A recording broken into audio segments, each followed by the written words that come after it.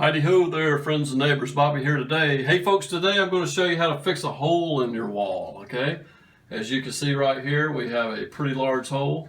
I can stick 2 fingers in there. It's actually where a doorknob actually knocked into the wall, and it's actually got the sheetrock actually busted out even larger here on the inside.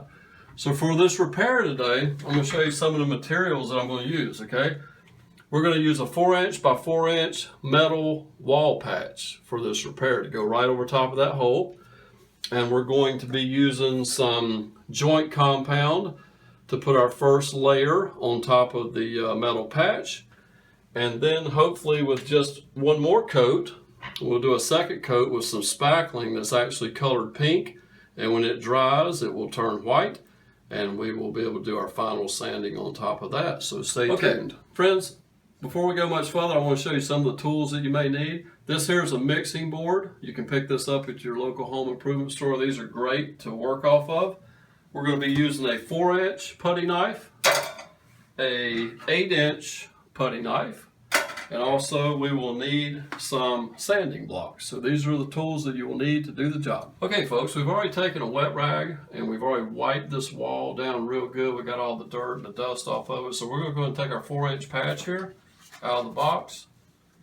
We're going to peel back the paper on it, and we're going to stick this over top of our hole. This has like sticky stuff all over the back side and some mesh as well. We're going to take the mesh all the way to the corner where the door molding is. We'll pull it back just a shade, and then we're going to stick our patch in place. And then we'll make sure we've got it pressed down on here real good. All right, next we're going to go ahead and take our joint compound, and we're going to take our 4" putty knife, and we're going to scoop down in here and grab us a big old glob of that, put it up here on our mixing board, and we're going to take our knife and we're kind of work with it a little bit, get any of the air bubbles out of it, and actually get it kind of warmed up, get it moving good. We're going to work with that for just a second. Okay folks, now that we got our compound here on our board and we're ready to go, let's talk about what we're going to do here on the wall.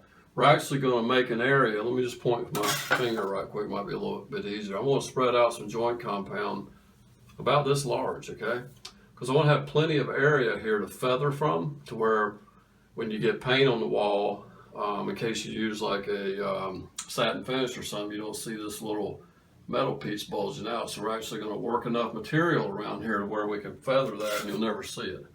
So let's get started. Okay, we're going to pull our knife across here, squeeze off some, and we're going to come right in here about 4 inches up, and we're going to lay us some mud on there. We'll come down right below, do the same thing right up there in that jam, and we're just going to lay us some mud on there. As you can see right there, I'm a little bit thin. You can actually still see the mesh there. So I'm going to come right back in here again, kind of squeeze it and pull straight back across there.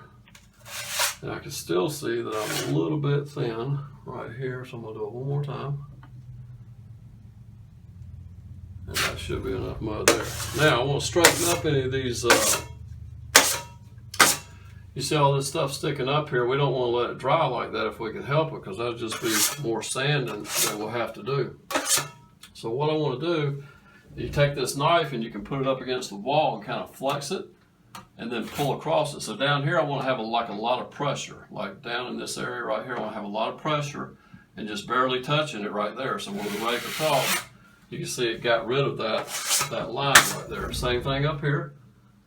We want to put a lot of pressure right here, and then we want to pull straight across. And as you can see, it got rid of that line. But right here in the middle, ain't much I can do. I'll just lightly put the knife here, and we'll just lightly pull across it. And that's good enough right there. Now we're going to let this coat of joint compound dry probably, sometimes it takes at least 24 hours for a coat of joint compound to dry. So we may actually get back on this tomorrow.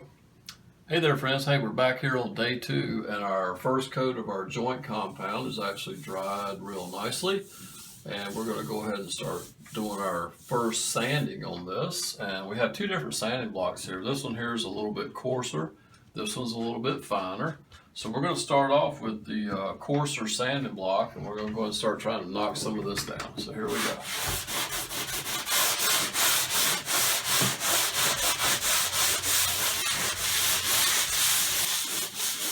Okay friends, I think that just about does it. We went ahead after a few minutes of sanding. We've actually got all this feathered nicely all the way around. You can run your hand across it. You don't really feel any real severe low spots or high spots or anything. So we've got it blocked down about where we want it. And I can see here, you may not be able to see the camera, but there's a couple little low spots here, right in here, a couple pinholes up here, several pinholes right here in this first coat. Okay? But that, all in all, that's a pretty good first coat there. So on our next coat, we're actually going to use a little bit faster drying product. We're going to use that pink spackling, okay? I'll go ahead and actually put a coat of that pink spackling over this area here. And then when it dries, and it dries pretty quick, within probably an hour or so, it'll all turn white and we'll be ready to do a final sanding. Okay, hey, now that we've got everything sanded, we're going to make sure we wipe off our surface real good with just a paper towel. And we can really see those little pinholes and everything now. So we've got our mixing board once again, and we have this pink spackling here, okay? So we're going to go ahead and take our 4-inch putty knife, and we're going to go ahead and just get a good bit of that out here onto our board here. So we got plenty to work with. We may have more than we need, but there we go. And we're going to go ahead and kind of do the same thing we did with the joint compound. Just kind of move it around a little bit, get it kind of worked in a little bit, warm it up a little bit. We'll take that knife and move it out of the way. We'll go ahead and grab our 8-inch knife once again, and we will spread this out and cut us off a piece of that on our 8-inch knife here. We're going to go ahead and spread pretty much this whole surface once again, okay, with a thin coat. We'll start right up in here. Kind of make sure we work it in good. We want to make sure we go over all of those pinholes and imperfections. And we are applying just a very thin coat over that. Okay, let's go down here below. And we will do that one more time. Work it in, really press that into there. Get it into all those little pinholes and imperfections.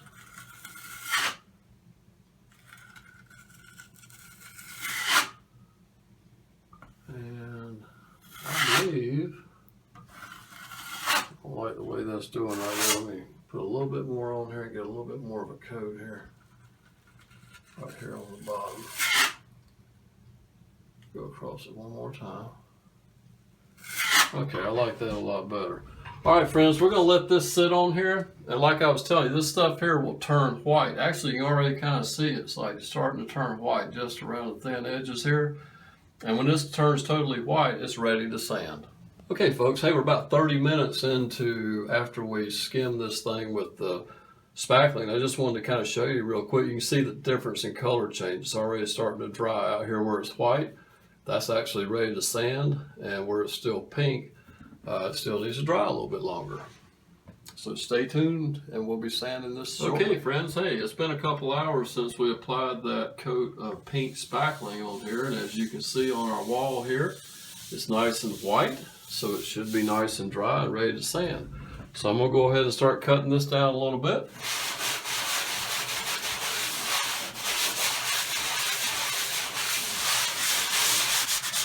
Okay, friends, we've already went over it with the coarser sandpaper. We're going back over it with our finer one now. A few more minutes of sanding and we should be done.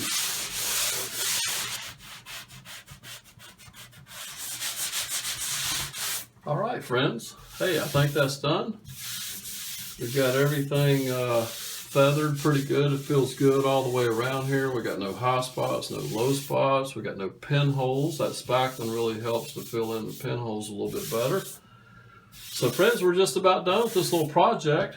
Only thing I would recommend before painting would be to get a little bit of primer and actually roll a coat of primer over this raw sheetrock material here, your spackling, before you actually coat it with the color of the paint that you're going to paint the wall. Just you can roll with a 4-inch roller, just simply roll a thin coat of primer over this area, and you should be ready to go. I appreciate you taking the time to watch the video today. Don't forget to subscribe, tell a friend about us, and comment on our video. Let us know how your project went. Have a great day.